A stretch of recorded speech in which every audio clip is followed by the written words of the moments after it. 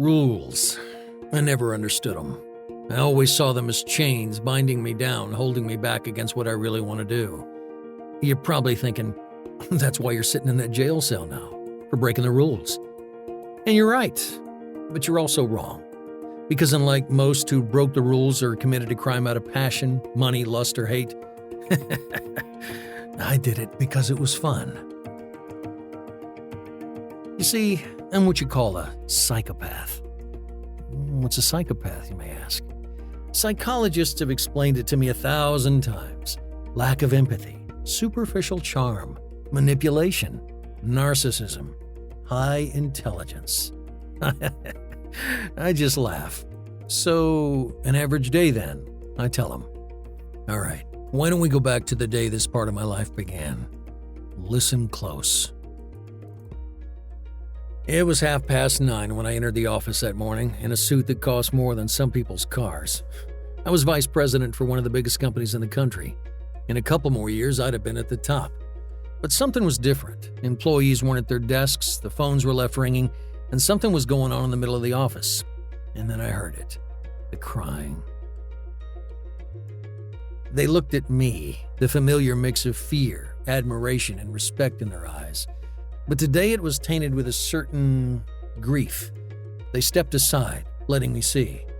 It was the pretty blonde from accounting. She was collapsed on the floor in another woman's arms, with her phone lying next to her.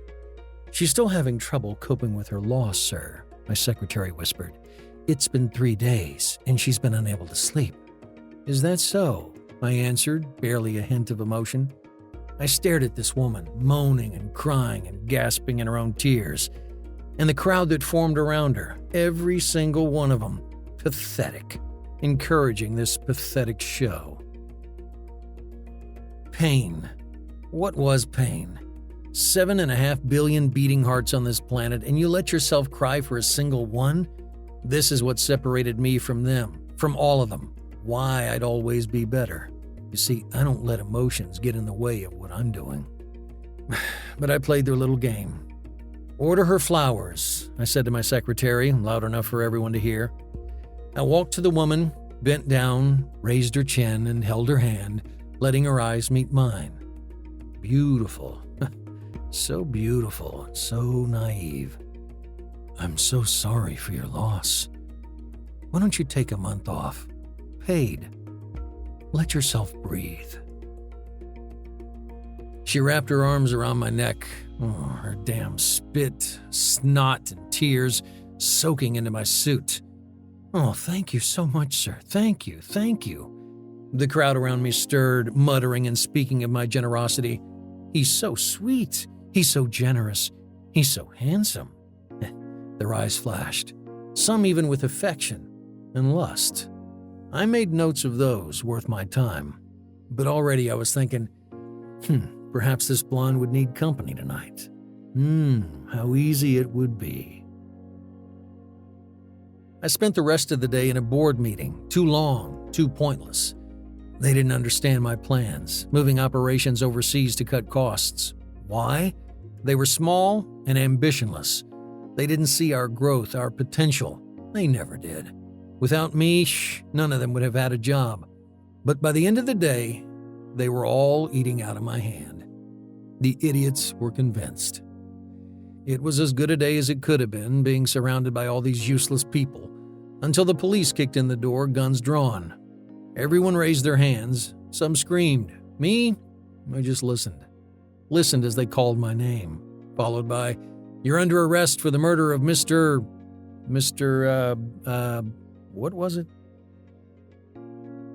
No, I don't remember his name, but I remember his face.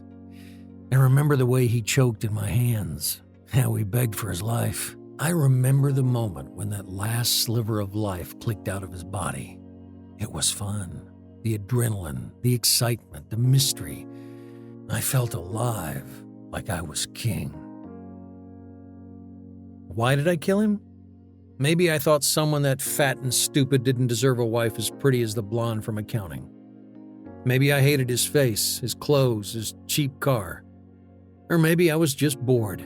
Bored, impulsive, and slightly reckless, with a single fingerprint revealing my identity. Do I regret it? Nah, I was born this way. 7.4 billion people living on this planet. 1% are psychopaths. Out of every 100 people you'll ever meet, one will be like me, a psychopath. We don't all kill, and in fact, I didn't have to. But in a cat and mouse world, we're always the cat. Some lie, some manipulate, some rob, some con, and some hurt. Hurt more than they'll ever realize, because there's one thing we all share in common deep inside. You see, none of us really feel. And believe me, I've met them all. And so have you. But 5 years later, hey, none of it matters anymore. You'd think they wouldn't release a psychopath so soon, but with power and money, hey, anything's possible. Maybe I should go see how she's doing.